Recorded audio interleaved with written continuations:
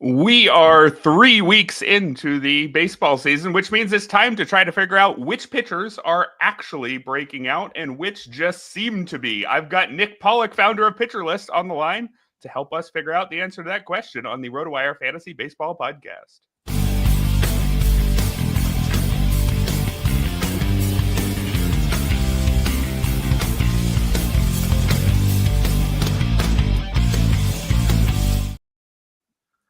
Hello and welcome, everybody, to the Thursday edition of the RotoWire Fantasy Baseball Podcast, brought to you by Vivid Seats. Erik Halterman here, and I've got a special guest today, Nick Pollack, founder of Pitcher List. And Nick, I think the question on everyone's mind is, how are your offenses doing so far this season? Good enough, hopefully. Yeah, I mean, I got Vientos in 2 leagues, and I was really, feeling good about that one. But no, I got Soderstrom, so everything's fine. Yeah, actually, you're set. Yeah. You might need to change your name to Hitter List as well. I mean, I got the recommendations from the playback.tv chat, so it's all good. It's a good call. Yeah, why don't you we'll let you preview some more of the things you got going on later. But that is a cool new thing you've got going on this year. Your playback shows, what's going on there? Yeah, every single time there's baseball, we are able to show it as a live stream. So think of it like Twitch with live sports. And what's really cool too is that you can actually come on stage and join us on the game. We go through all the games. So literally anytime there's baseball on, you're thinking about watching it on your own, stop watching baseball alone. Just watch it with the Pitcher List community. We're not going to do DFS and sports betting. We're going to not be vulgar and everything. We're just going to be there enjoying the games. It's pretty dang awesome. And you never know who shows up. We had Eno Saris and Lance Wazowski and Jason Collette and Justin Mason, Chris Blessing, Mike Kurland. Like, we have all these people coming in. So yeah, it's just a great time. Stop watching baseball alone. Playback.tv/Pitcher List. Sounds very fun. I'll have to catch a game in there soon. Oh, yeah, come on, Eric. We'll work something out. But we have a busy show today. We're going to talk about how to figure out which pitchers are actually breaking out in April. What stats should you actually look at? Maybe we'll ask Nick's cat for some advice there. Yeah, it's going to be X-Cat, actually. Yeah, what is the X-Cat on all these pitchers? But let's start with some of the headlines. We'll keep it to just the pitching headlines. I'll mention Alex Verdugo was recalled today. So in your deeper leagues, maybe go get him. But that's about all the analysis we'll do on that one. 2 pitchers made their season debuts yesterday that I would love to hear your thoughts on, starting with Spencer Strider, who is, the most anticipated season debut in some time, coming off of internal brace surgery, coming back pretty quickly and coming back pretty smoothly throughout his rehab process and producing pretty good results in his first start back. I would say 5 innings, 2 earned runs, 5 hits, 5 strikeouts, 1 walk. Was this everything we needed to see from Spencer Strider, or are you a little bit worried? So I actually did a video on our YouTube channel this morning just about going through the first and third inning of this start. And yes, of course, we had a whole spotlight event watching this live yesterday. And oh boy. So the first inning, we saw like 98, 97 from Strider. I'm like, oh, hey, this is pretty good. First 3 pitches were 297-mile-per-hour fastballs to Bo Bichette, then an 84-mile-per-hour slider out of the zone, and bam, strikeout. This is no problem. Struck out Vlad Jr., and you're thinking this is everything that you want out of Spencer Strider. The problem is twofold. One, his velocity went far down after that. There's actually this moment in the third inning where Vlad Jr. tried to steal second base and saved Strider because he threw a 93-mile-per-hour fastball to Anthony Santander down the middle that somehow Santander missed. But guys, Spencer Strider should not be throwing in the third inning a 93-mile-per-hour fastball down the middle of the plate, right? Right. And that velocity never touched 99. It never, after that first inning, didn't hit 98 again. And we really saw him more at 94 to 95 after that first inning. So that's a little concerning. And the second part is you need to see sliders for strikes. This is how Hunter Greene is having his success a lot this year. Massive jump in strike rate and velocity there. But having that second pitch as a slider, getting 65% plus strikes is a huge thing of Spencer Strider's career. And early on, it was like 47%. He got a little bit better by the end slightly, but this is not the finished final form of Spencer Strider. The question then is are we going to see it get there? Maybe. Sometimes we don't see that. Sometimes we see the adrenaline focused one, and maybe we just got to settle for a 95, 96 at most, Spencer Strider, who's still good, That's just not top 5 starting pitcher. So I'm excited to see the next one, see if the velocity changes are there at all, and if he has a little bit better slider feel. And that was the big question with Spencer Strider in draft season, right? Which was, okay, even if you do believe that he's going to come back pretty early, a lot of people were saying, oh, sure, he's going to come back in mid-April. Yeah, right. There's going to be a setback. It's going to be mid-June. Well, hey, if you bet on him coming back in mid-April, congrats. You were right that far. But the second point is, are we getting 98% of Spencer Strider? Are we getting 90%? Are we getting 75%? How many starts do you think it will take for you to be pretty sure what level of Spencer Strider we have? I'm thinking about, somebody who drafted him and might want to think about trading him. Should they already say, yeah, I probably should trade him now because, he got a decent ERA, but it's not him? Or should he wait a couple starts? I'm always about trading starters if you can. But I will mention that, yeah, it might be good to do so if someone just saw the stat line, like, oh my gosh, this is a top 5 starter, and lock that in for something that is a first 2-3 round hitter and just be done with it. That's great. I will say those who drafted Spencer Strider were not drafting him in the first 5 rounds. You generally, in your 12 teamers, I was seeing him go as late as the 10th round.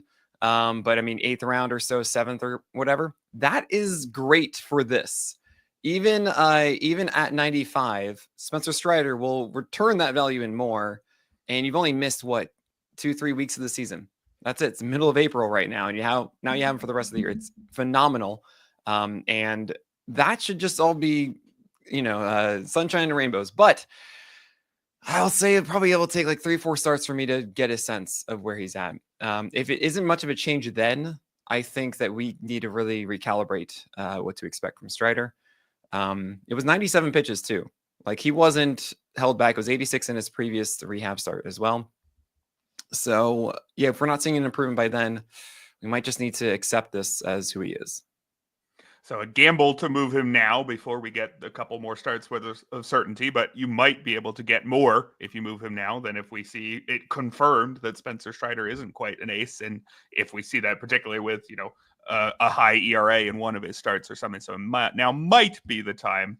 Tough call to make for sure, though. Oh, another season debut that happened yesterday was Bobby Miller. Now, with Dodgers back-end starters, my take for the last year or two has been, you want all of them. You just don't think you're going to have them for very long. Pick up Dustin May now, drop him for Tony Gonsolin, and then drop him for Landon Knack, and then drop him for Bobby Miller, and then drop him for Dustin May again, right? It's a great spot to pitch. You're going to have great winning chances for the Dodgers, and most of these guys are actually pretty good. It does not take much. It wasn't going to take much for me to be very interested in picking up Bobby Miller. Unfortunately, I don't think he cleared that bar. A disaster of an outing for him. Only lasted 3 innings in this one. Are we just completely out on Bobby Miller, or should we try to, add and keep him on the bench and hope that he's usable in a couple weeks? Yeah, it's tough, right? It's really interesting how our viewpoint of Bobby Miller has changed so much, right? In February of 2024, I, along with many others, were like, dude, this guy's insane. About 7 feet of extension, throwing 99 on average on his fastball, and then has like ways to get better and get more whiffs with the slider and the curve, etc. And to see him take a step back last year, get demoted with a knee injury as well, that's apparently been bothering him. We finally have another look at him, right? And on one side of it, you're like, oh, he had 5 strikeouts through the first 2 innings. But then again, it's Rocky Road. And what I did see in that third is, yeah, he got himself into trouble in 2 ways. One, the curveball had to be the pitch for him. And he made a really bad one to Toglia at 1-2. Oh my gosh, it was so bad. And that was the grand slam. But he didn't have the changeup working. He didn't have a slider working. It was pretty much just 4-seamer and curveball. And honestly, this 4-seamer is more hittable than I want it to be.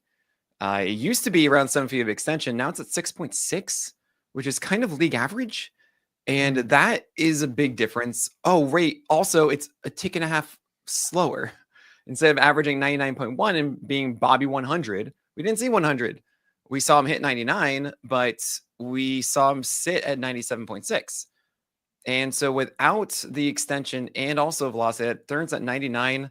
Relatively, it looks like 96 now because you're losing that extension and that velocity. So that puts a little bit more of an understanding of what guys are getting with Bobby Miller. Also, when it's a 4-seamer versus a curveball, the velocity difference is big, but it allows for what I call the second swing, which is essentially is you get enough time to start, stop, start, right? Especially when you're going so far out for the fastball initially, and then you got to hold yourself back, and maybe you can get to that curveball again. So I need to see Bobby Miller throw the 90-mile-per-hour slider for strikes. He did not do that yesterday at all. It was so painful to me because there's so many times that you just need to throw that slider for a strike, and Bobby Miller would have been great. The changeup also wasn't consistent as well. He did get an early out on it, but that was it. And it's not there at a lower velocity and worse extension. I would not be holding on to Bobby Miller right now. I can see that over time, this should be fine. He still throws 97, 98. And it's not like he doesn't have, it's not just like, oh, I throw it, I don't know where it's going completely. Like he does have some semblance of command here, especially with the curve, which was actually like really nice looking. It's just, he's not finished. It's not a polished product. So I don't know when it will finally click. I don't think it's going to be now or the next start. I think he also has a tough matchup as well. I believe it's the Diamondbacks or something not good. And I wouldn't be holding through that with Bobby Miller at the moment. If you have a stash spot, sweet, hold on to it, especially your deep leagues, like your NL onlys. I would be, because I think it's just too good of an impact for the season if it does click. But yeah, in a 12-team or 10-teamer, like you shouldn't be stashing him anymore. I did for this one, saw this, I'm going to move on. Actually, the news just came over, I think, since we started, that he's been sent back down. So yeah, not too surprising. I shouldn't have even asked the question. So so what happened was Rabolski got demoted and they brought in Bobby Miller. And so they might be doing a swap back. I don't know who's coming up to get him in the rotation instead. But that doesn't surprise me too much. All right. So we are going to move on to the main topic of today, which is how to figure out which pitchers who look like they're breaking out are actually breaking out. We're going to take a look at some of those specific pitchers soon, but I want to start general here.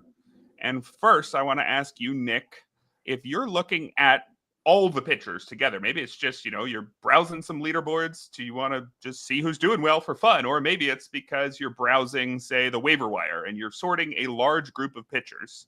Mm-hmm. For me, if I just want to sort them roughly from best to worst, knowing that, no one stat's going to do that, obviously, I'll just pick a good ERA estimator, maybe Sierra or XFIP, or maybe I'll sort by strikeout minus walk rate. Just something that gives me, the guy's playing well, bubble to the top, and the guy's struggling, fall to the bottom. If you're going to pick one stat to sort a very large group of pitchers, now, obviously, you're going to do a deeper dive after that, but I'm just talking about the very first pass. What are some of your favorite stats for doing that very first pass with? Honestly, to see who's in my fantasy leagues, I just literally sort it by roster percentage. And then I just get a sense of like, okay, I know why he's rostered.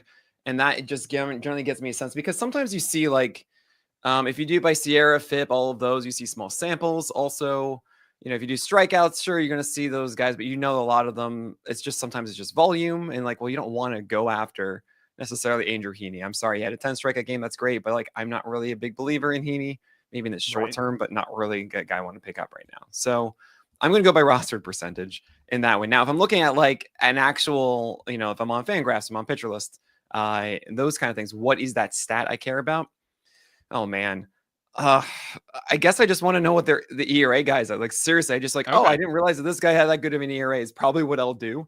You're not going to believe it, but you'll still start there. Or it's innings pitched, just to say like, all right, who are the ones that are surprising me with this element? But honestly, I don't touch that. I don't do that at all. Okay. So that's why it's weird. You can't, it's such a small sample with those kinds of, I call those the shallow level ones, because what's taking is everything that they do and just kind of squeezes it and says one thing. And that's not how pitchers work. So I'm not doing that. I'm also very lucky because I get to spend more than 5 minutes. And if you spend 5 minutes, I totally understand that you have to bucket because you just can't follow it all. But I write about them every night. So what I get to do is I just have like a little library in my head of what's going on, and my article, my blurbs and stuff that I just check up on. So my process will often be sort all those guys by one of those stats, and then when I see a few guys that pop, jump over to one of your latest SP Roundup articles. And it seems like your comparative advantage, you're saying, comes much more from digging deep on an individual guy rather than just, sorting the whole pool. Yeah. So I mean, really just to reiterate this a little bit about like, you're trying to find the guy that's standing out or so. Well, the good news for me is that there's literally one day since 2015 that I haven't ran the ESP Roundup. It was my sister's wedding. So I've ridden about every start, right? Do you remember who had a good start that day? I have no idea. Okay. Because I didn't write it. Okay. So what's interesting to me is that we actually have tools internally that we use, and we allow it for PL Pro, which says on a given start, we tell you, hey, cool, this is the higher velocity, this is the higher usage or verts as well. And I just have a general understanding of like, cool, this guy's extension should be this or not. And if I feel like that's a higher or it's low, I go to our pitcher list player pages where we have that data, right?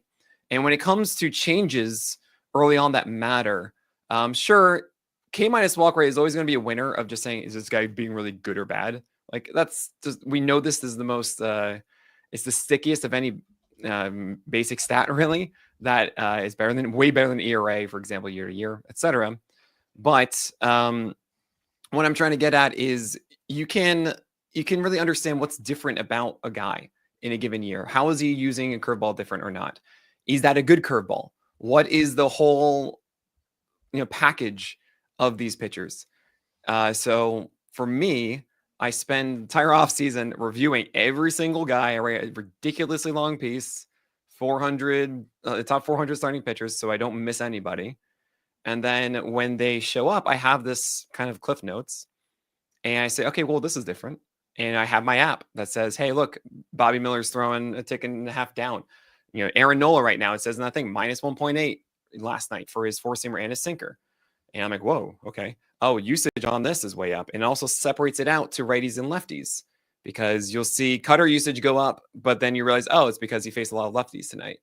When normally like he wouldn't be if it's just, he's going to see more righties usually, right? So that might explain why usage changes. I hear that one a lot of, hey, he's throwing his curveball more or his changeup more. I'm like, yeah, but that's because he faced this team. And maybe he's throwing more sliders because he just faced the Astros who have only Yordan Alvarez from the left side, right? So that's why he's using that, right? So I know that's like very like, okay, Nick, I can't really apply this as much as you can. And I get that. However, if you really are trying to make that decision on a player, I made the player pages on Pitcher List for this reason, so that I could quickly compare and see trends. And I go there, and I say, what is the vert on the four-seamer? What is the extension? What is the velocity? What is his attack angle? Is this the same? Is it new? Great. Is he adding something else? Is it a strike pitch? Is it a whiff pitch? Is this something that works? Does it solve a problem? And I think the best example I can give you, which isn't on the list of guys that we have right now, of someone that I've been so out on, Erik, so out for years. Ever since, since he came up, I was like really in for a second. I was like, oh no, I'm out. And guys have been like, no, I believe in this player. I believe in him. He had a terrible ERA and whip. And everyone's like, no, I believe in him. And I'm like, I'm out. And it's someone who throws a four-seamer and a sinker and a slider. And you're like, there's nothing against left-handers. But then Brandon Pfaadt, all of a sudden, decides to throw curveballs and changeups this year to lefties. He had a game where he threw more curveballs and changeups than sweepers because he faced a lot of lefties. But that was the problem for Pfaadt, was that he didn't have ways to get out lefties, and he would have to throw sweepers, which are bad against opposite-handed batters. So now seeing that, after the first game of him saying this, you can check into my roundups. I'm like, whoa, hold on, is that real? And they did it again, and then again, and again. He's done 4 starts now, and actually Pfaadt's had a quietly good season. And it's because of that. So I'm the most in I've ever been on Brandon Pfaadt. And those are the kind of things that stick out to me, right? And you'll likely see it reflected in ERA. Sometimes it'll be like Justin Verlander throwing 2 ticks harder on the slider and four-seamer and getting 20 whiffs in a game, but still allowing 5 earned runs. And I'm in on that, right? Because that's okay. That's clearly a better and improvement for you. So there are all the different ways of how you'll see it on the shallow level. For Verlander, it was swinging strike rate. For Pfaadt, I guess it's ERA, but maybe suppressed home runs, even though he allowed an 0-2 curveball for a home run. That's another story. That was a good pitch. It's so unfair. That's really how I figure out the changes and what matters in April and what doesn't. And of course, I'm still going to get it wrong. Right. Font is a great example here because he has a very good ERA. His ERA has improved from 4.71 to 3.04. But if you look at things on the level I tend to, well, his strikeout rate's down 5 points. So I don't like this. But then you go even more on towards the process side of the process versus result spectrum. And you're seeing that actually the process is good and the results are good. There's this bit in the middle where, the intermediary results, the strikeouts are actually down, but that might actually be a small sample. If we go to the true process, it looks like an improvement. So let's apply some of that same logic to some of the pitchers on our list today. We've got some pitchers on here who you expected to be very good, and they've looked even better. Then we've got a handful who maybe you thought there was something there, and they've looked quite good. If we got time, we'll talk about some cold starts, but not sure.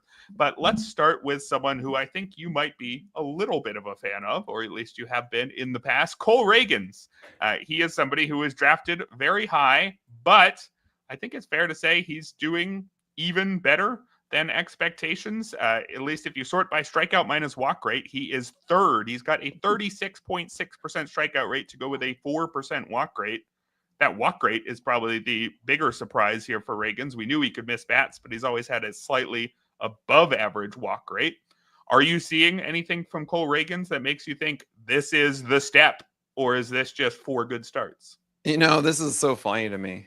Cole Ragans, in many ways, if you guys know the history of me and Cole Ragans, it was 2023, and I saw him have a start with the Royals right before the trade deadline. After kind of being interested in him before, I was like, oh man, I want him to start. Remember him like having a relief appearance in April. I was like, whoa, you're throwing 96 now, and like you're doing these things. This is really cool. Why I got so excited is because he was what I called the unicorn.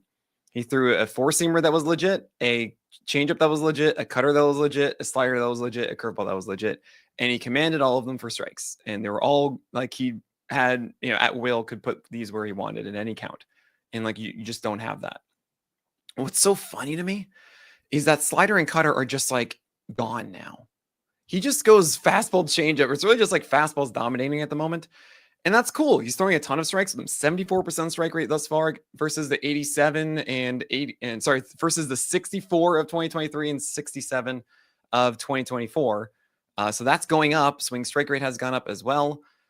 He's not making mistakes. Wow. Our mistake rate for Cole Ragans' fastball is 1.6%. Just to give you an idea, fastball is usually around 6%.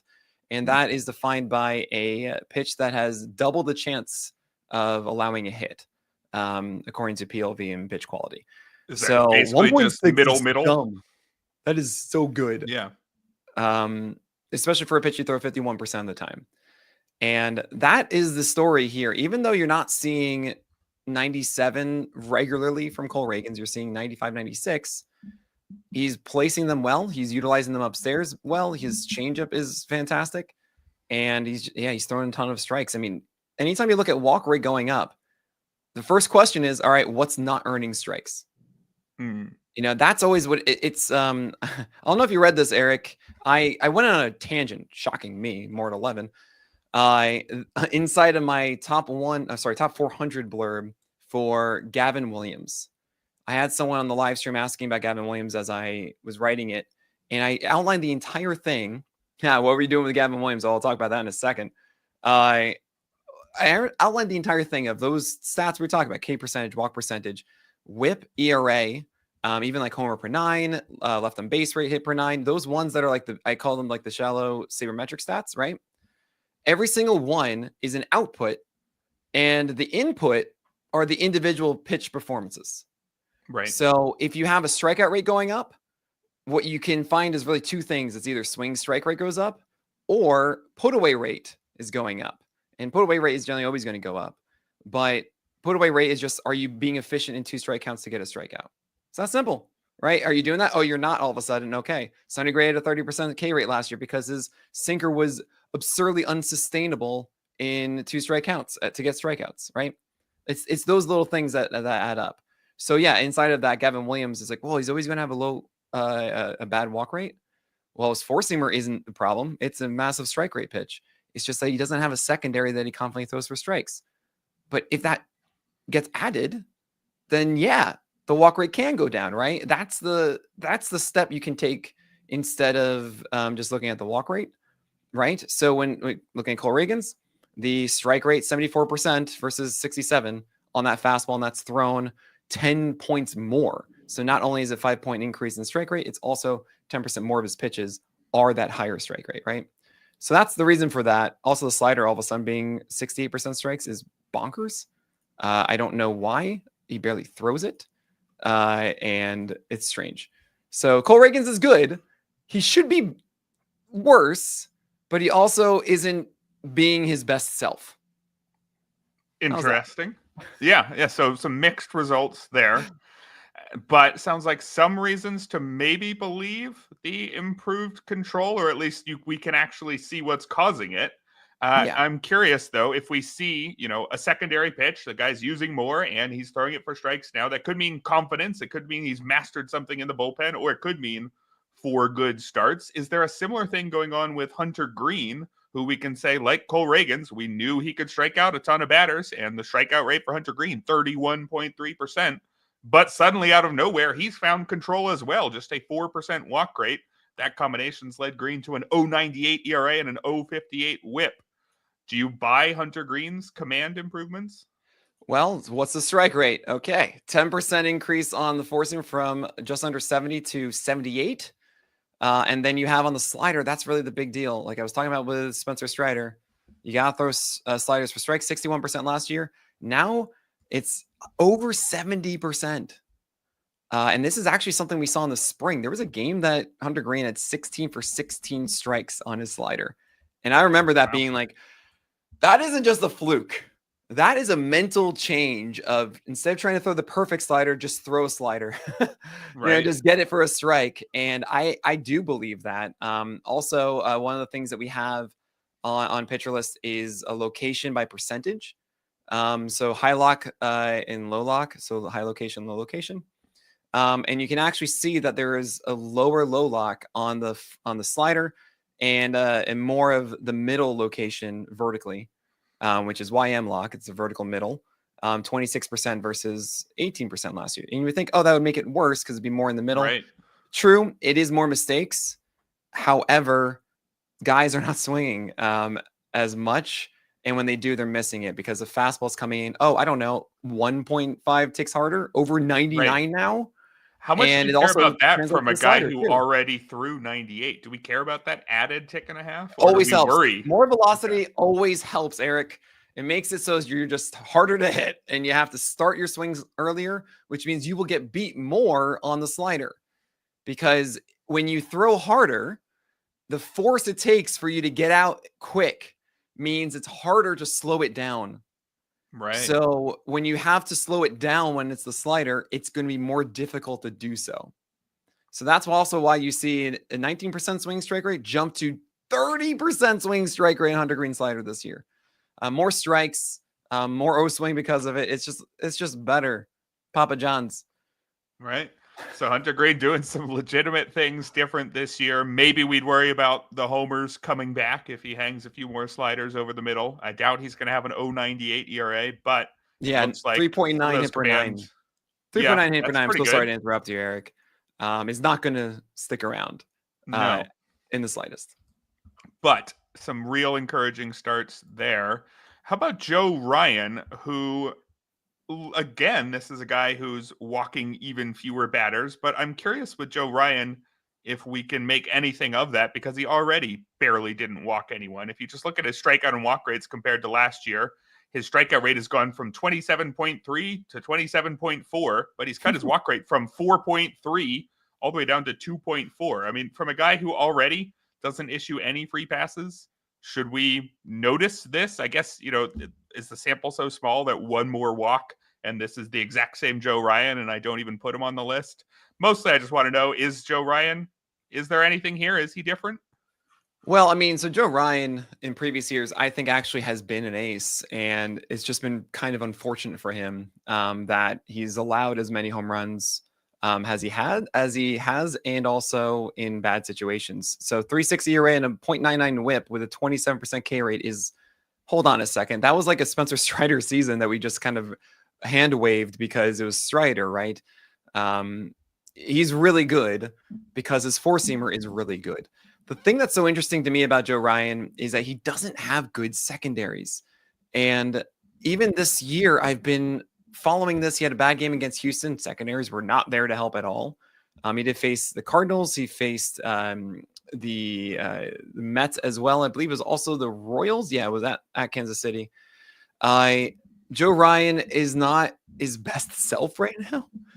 The sweeper is actually is doing something interesting. It's 7 over 14 whiffs in his last game, which is the most I've seen really on a secondary from Joe Ryan in a long time.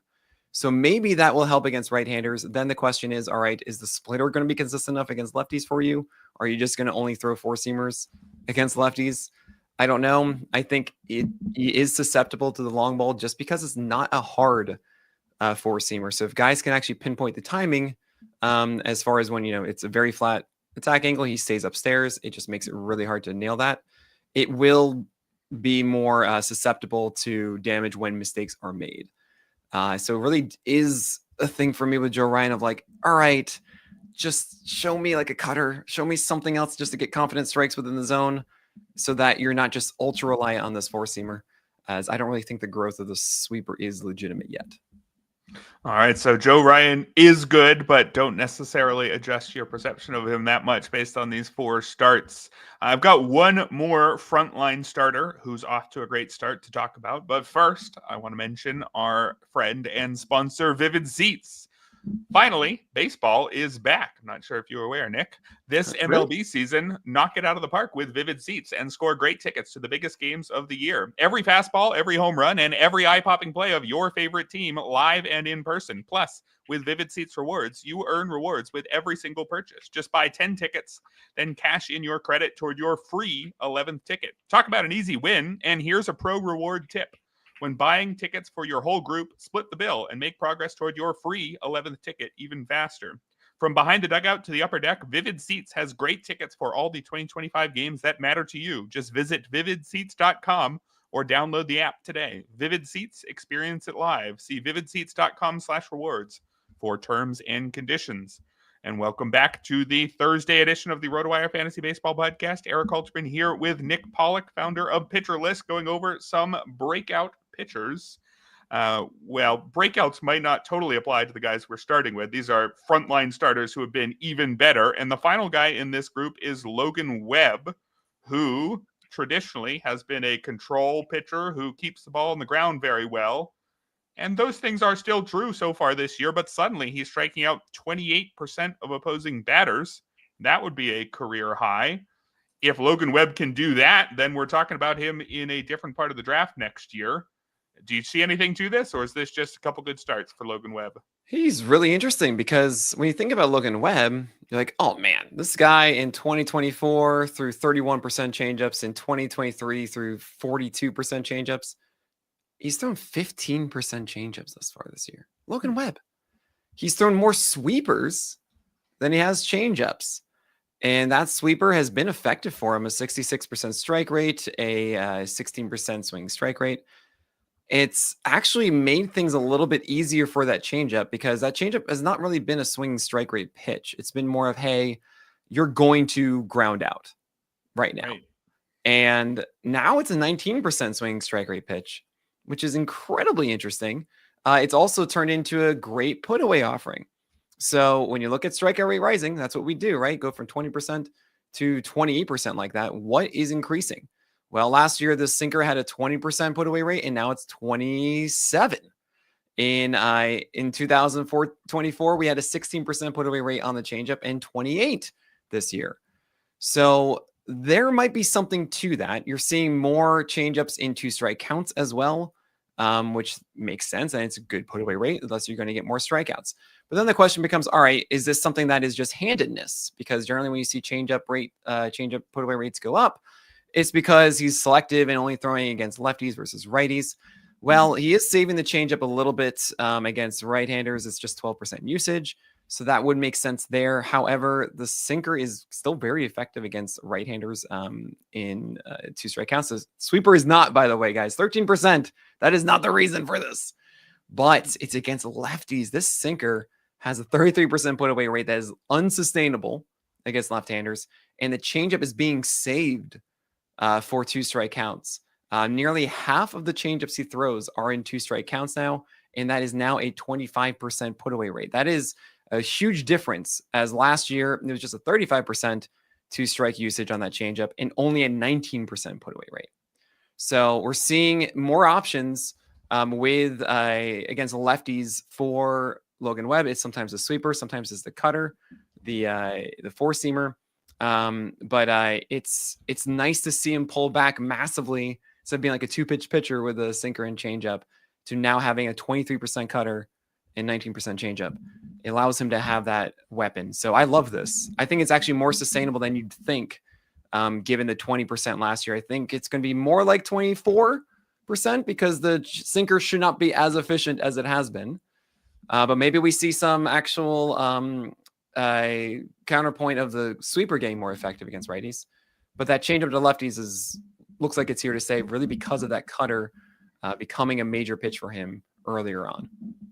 So some legitimate changes for Logan Webb, some strategic changes on his point that should stick around, right? As long as he keeps doing them. So pretty encouraged by that start.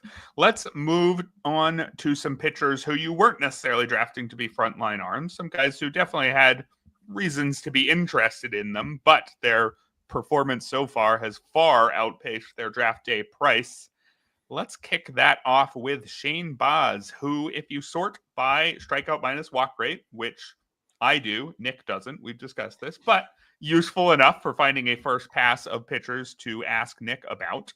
Shane Baz is second among qualified starters behind only Logan Gilbert, who I didn't put on here today because, he was drafted as the third or fourth starter. If he looks like the first starter when he's only pitched in Seattle, that's not too big of a surprise. But Shane Baz, I don't think anybody had him with a 38% strikeout rate and 5.6% walk rate, leading to a 1.42 ERA.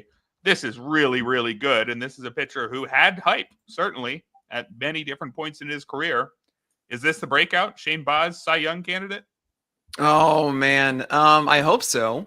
Right now, there's some obvious things here. The curveball that we saw last year was real.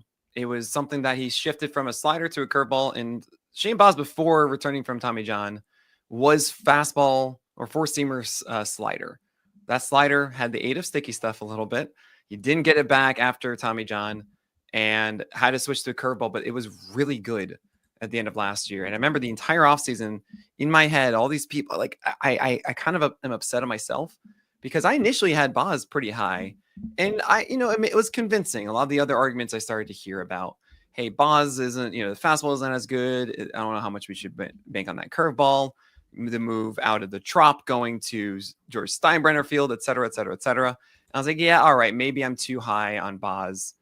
But what have we seen? Not only has the curveball been just phenomenal, again, even better than last year, 32% CSW versus 36% this year. Same strike rates, swing strike rates. It's just fantastic and at higher usage. The 4-seamer, I don't know. He's sitting 97. It's not 95, 96. It's just flat 97 now, pushing it sometimes even over that. So that's a huge change. And I don't know if that velocity is going to stick around for Shane Baz, unfortunately. It seems like it's adrenaline. It feels like he's feeling great out of the gates, but all of a sudden jumping up to 97 and holding it isn't something that we generally see hanging around for a long time. There is a changeup as well that he actually does throw for strikes pretty effectively. That is a bit of a surprise for me, but seeing a 24% swinging strike rate and 73% strike rate on that, yeah, that's pretty cool too. Very helpful against lefties, and I think that's also a product of that higher velocity in the fastball that they need to gear up more. So the changeup, even if it's not located well, if it's in the zone, it will be effective.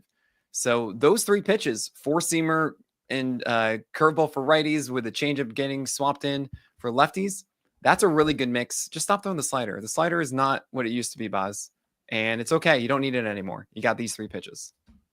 All right, so very encouraged by Boz if he can hold on to that velocity gain and, maybe even still some room to tweak his pitch mix and have some more gains as well. Good start for him.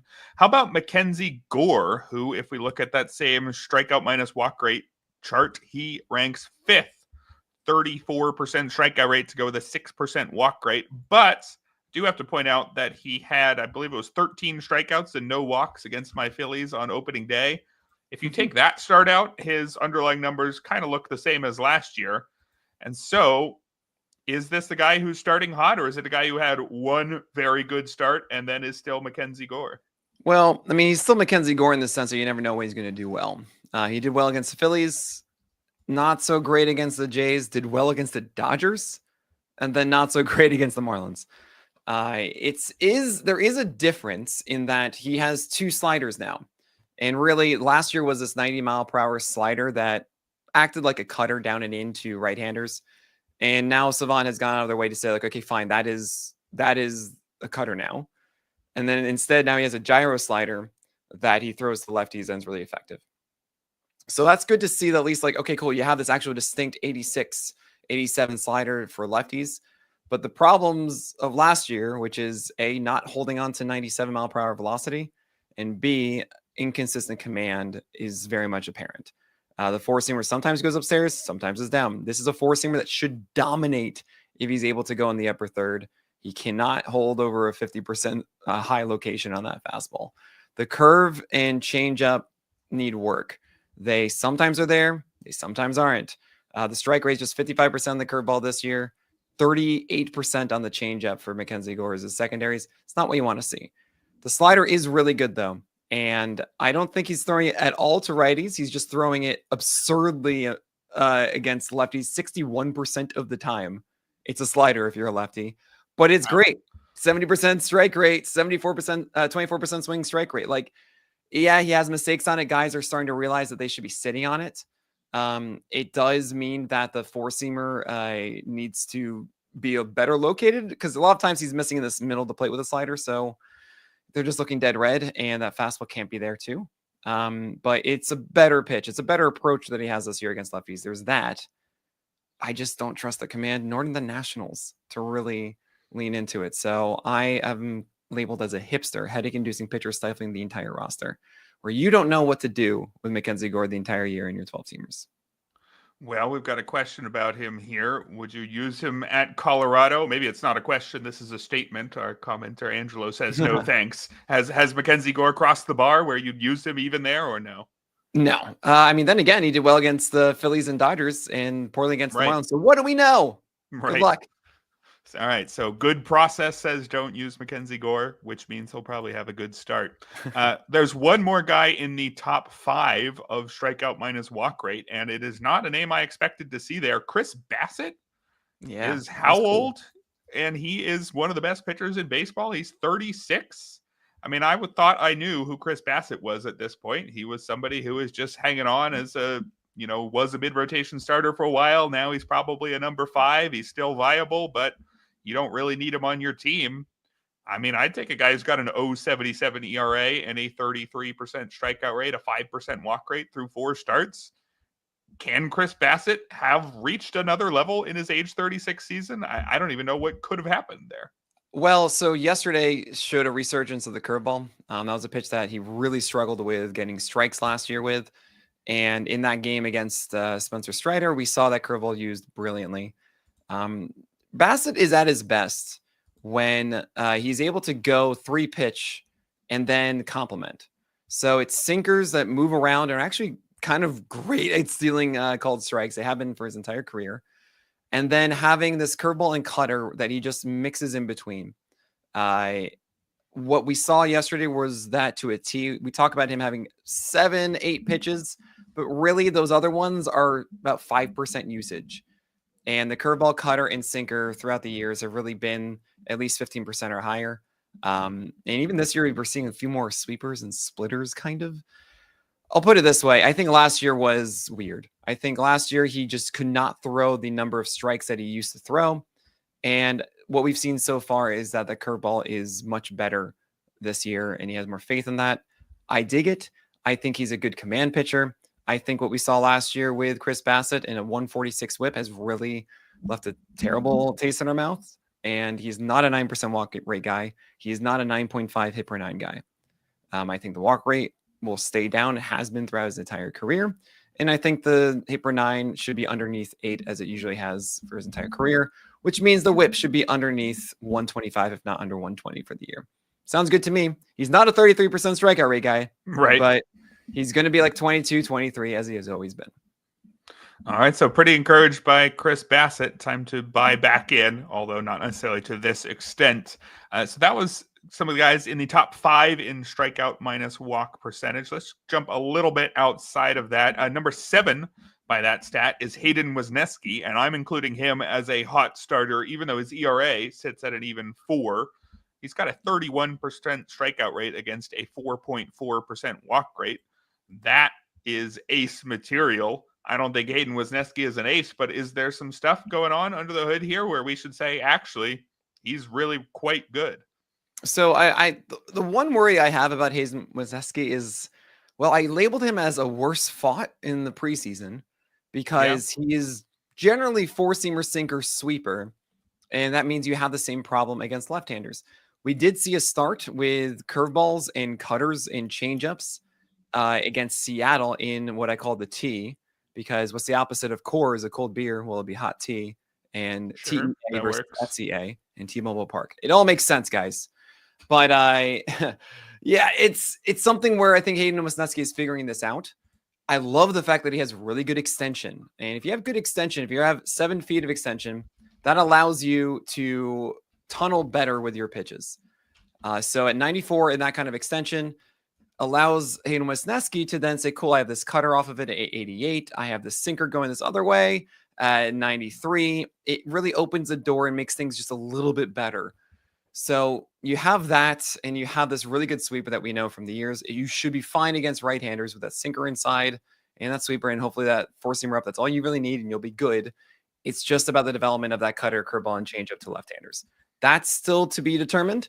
I am encouraged, but I'm not going to tell you that this is it, because we really haven't seen that approach to lefties work for a good amount of time. I'd say you hold in a 12-teamer and see how the next few starts go, but don't hold it too tightly. Is it fair to say that somebody with some real weaknesses in his pitching profile might have good strikeout and walk numbers, but a home run problem that gives you an elevated ERA? I mean, it's only there starts, you go, right? Is that what you'd expect? That is somewhat, that's pretty real in that way of like the mistakes are going to burn you more. It's actually interesting. I talk about this with Dylan Cease a lot of, it's weird because he has reverse splits this year of he's worse against righties than he is lefties, but he's a 4-seamer slider guy who's always had problems trying to figure out that extra little bit against lefties throughout his career. And he's tried this changeup. He tried a cutter very briefly last year, and I want him to bring it back.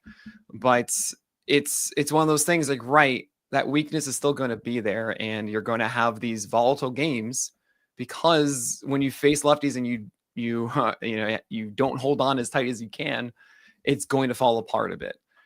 So that is what generally opens up that volatility that we see in the box score that isn't actually true volatility like bad Joe Boyle. It's a different kind of thing. All right, let's move just outside the top 10 in strikeout minus walk rate. Number 11, we've got Jesus Luzardo. He's got a 32% strikeout rate with a 7.7% walk rate so far. Now, obviously, through 4 starts, we can't say anything about Luzardo's long-term durability, which is the main question with him. We can say about his short-term, he looks like he's healthy again, bouncing back from a disaster last year. And just how good is Jesus Luzardo? He's reached similar heights in terms of strikeout and walk numbers when he was at his best before. Is this somebody who is, a potential fantasy ace? What's interesting is last year, Luzardo had this more gyro slider that he would throw to lefties. And it was effective for whiffs, 26% swing strike rate, but 52% strikes at 39% usage. And that was a big weakness for him last year.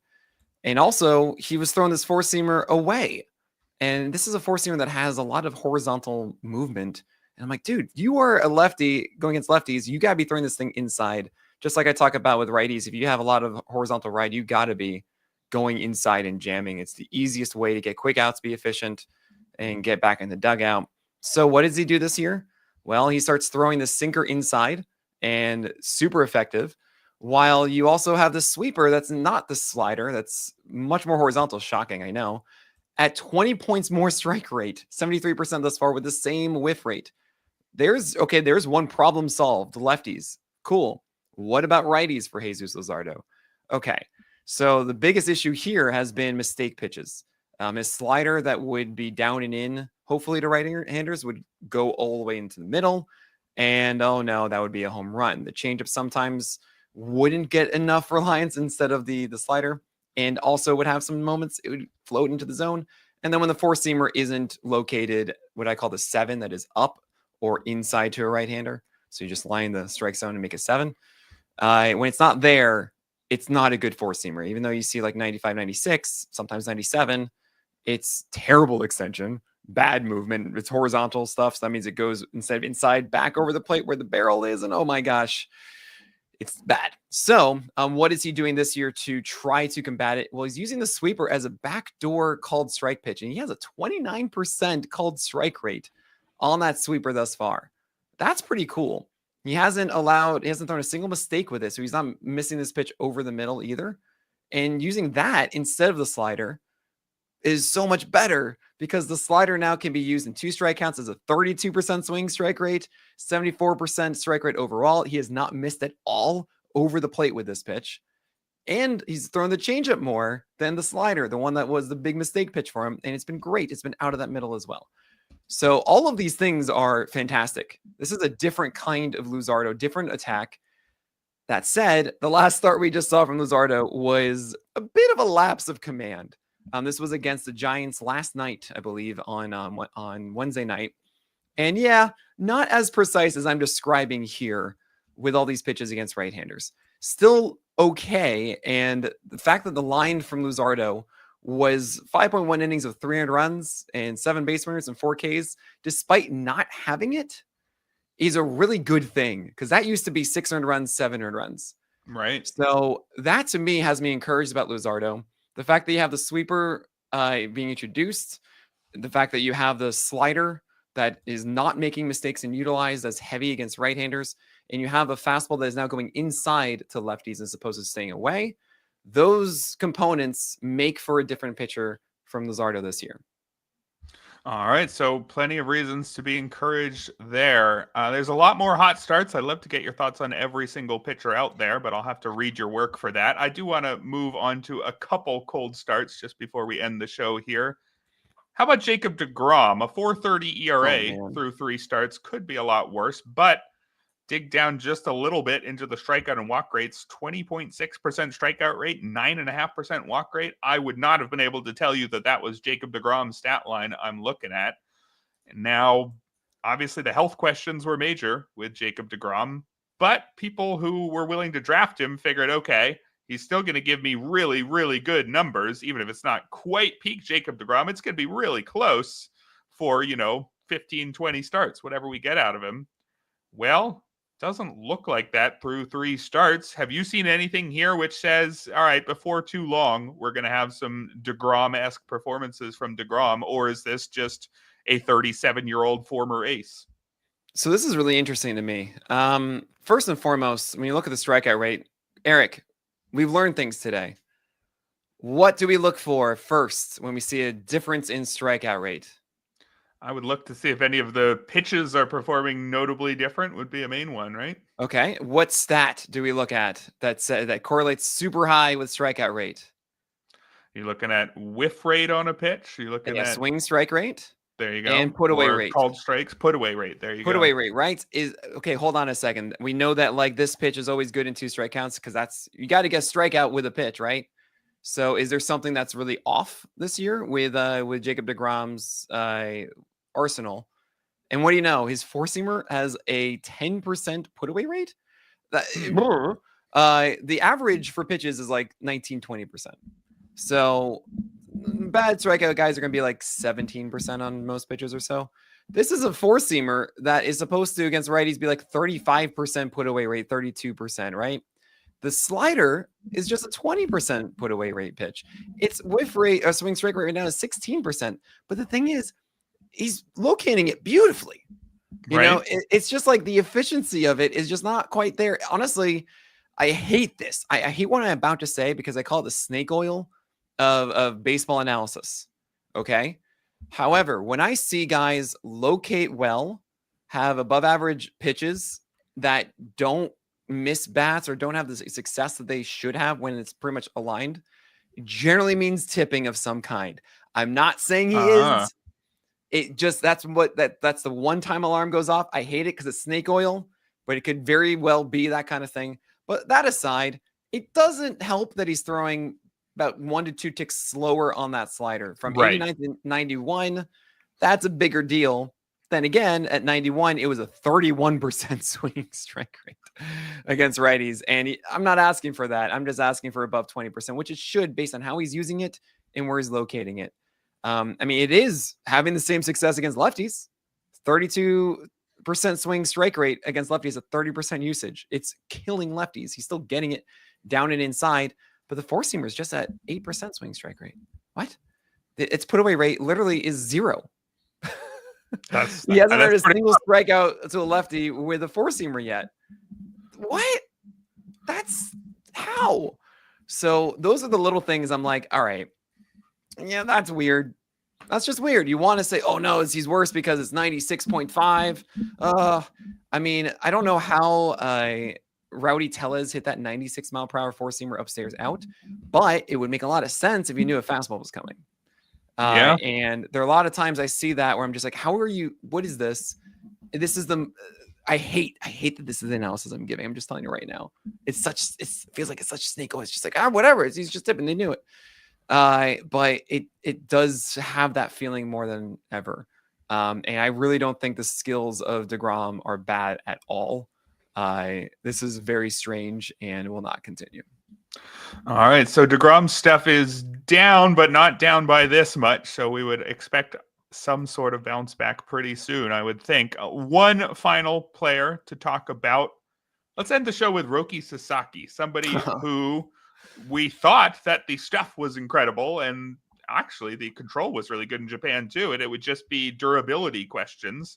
Well, so far through 4 starts, he has struck out 12 batters and walked 13. It's really the strikeouts that I want to ask you about, because again, Sasaki was one of the best strikeout pitchers Japan has ever seen, maybe the best strikeout pitcher Japan's ever seen. He had a 39% strikeout rate in 2023. I know major league hitters are tougher to strike out, but he shouldn't be all the way down at a 19% strikeout rate. Does Sasaki just not have as good stuff as was advertised? Okay. With Sasaki, it's pretty simple, actually. First of all, he's not even getting to 2 strike counts in the first place as much as he has before.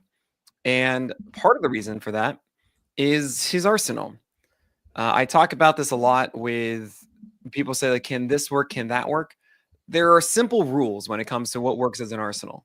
You need to have a fastball you can throw for strikes. You need to have a secondary pitch. It's not a fastball that you can throw for strikes. And you need to have a pitch you can turn to get a whiff. You need a put away pitch. You need an out pitch. Okay. And the best guys, that are 2-pitch pitchers, the fastball and the slider are both the strike and the out pitch. Right. That's good your Spencer Strider, right? Yeah. Right. Spencer Strider types, Jared Jones when he's cooking, when Jacob deGrom was like that. Right. So you look at Roki Sasaki, he has a 4-seamer that is very hard. It's 97. And yeah, it's not, the greatest, it's not the greatest vert. It's terrible vert. Honestly, it's 13, which is means that it has drop as opposed to rise up. It's not a great attack angle either. It comes in a little bit steep, but he gets over 7 feet of extension. And at 97 with that feet of extension, I see Garrett Crochet just destroy with that at the top of the zone, even though he doesn't have great vert, right?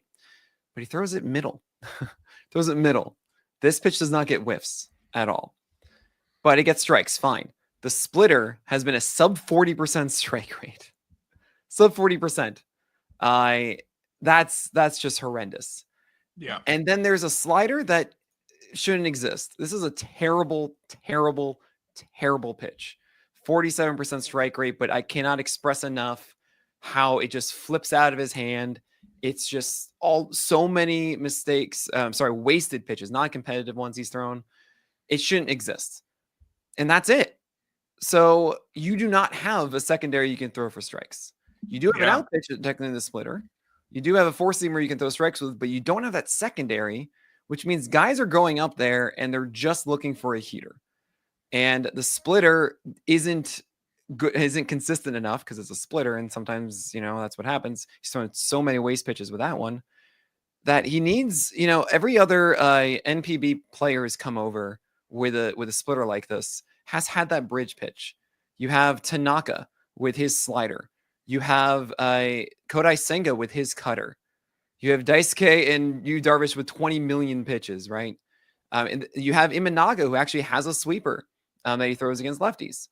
And also, he does get strikes with his splitter, a lot more so than Sasaki does.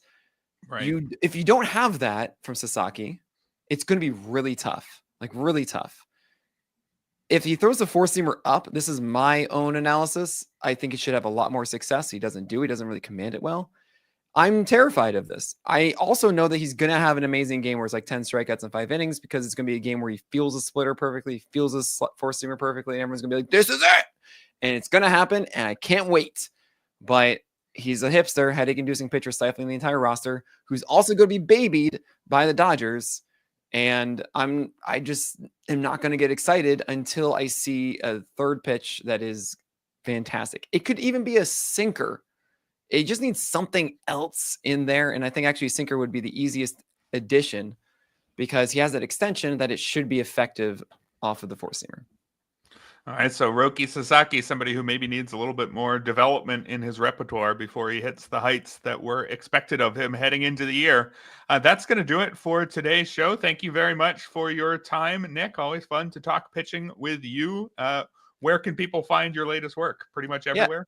Yeah, my pleasure. First and foremost, you guys are listening right now, and Erik does a great job. He went through he had so many other things listed out that I'm just so rude and kept talking for too long. So make sure you rate and review this podcast. Help him out as well. Shout out Erik, because he really does a great job. And you can find all my stuff at pitcherlist.com. I do a daily roundup every single day about every single pitcher called the SP Roundup. I also rank the top 100 pitchers every Monday. I do streamers for today, tomorrow, and the next day as well every day. And I also have my office hours live streaming 10 a.m. to 12 p.m. Eastern time every single weekday morning at playback.tv/pitcherlist. You can ask me all the questions that you have. Have fun, guys. Highly, highly recommend that SP Roundup article in particular. I think of all the fantasy baseball articles out there, not counting the ones I personally edit for RotoWire, that would be the one that I read the highest percentage of. Oh, wow. So, big fan of that one, as Thanks, well Erik. as all your work. Thank you very much, Nick. Thank you to everyone who hung out in the chat. Thank you to our sponsor, Vivid Seats. And we'll be back tomorrow on the RotoWire Fantasy Baseball Podcast.